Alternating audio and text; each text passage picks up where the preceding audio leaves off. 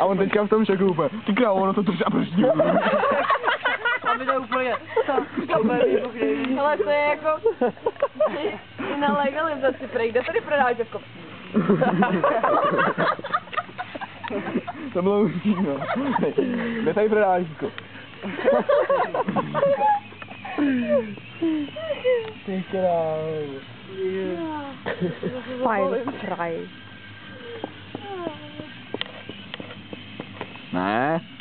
A nebo když byla Evropská unie, jo. Tak, no poslouchej, když jako začíná jako Evropská unie. Prej, když byla Evropská unie. Když byla Evropská unie. Ne, tak si mohla volat nějaký infolinky, víš co? Jsem volal. A tam se mohl zeptat prostě zadarmo, jako o co se jedná a takhle, jako jsi chtěl informovat. A my jsme tam zavolali a zeptali jsme se toho chlapa, jako, že jsme se chtěli zeptat tu Evropskou unii, víš co? A on nám řekl, a z jakýho úhlu, a my z pravýho, že...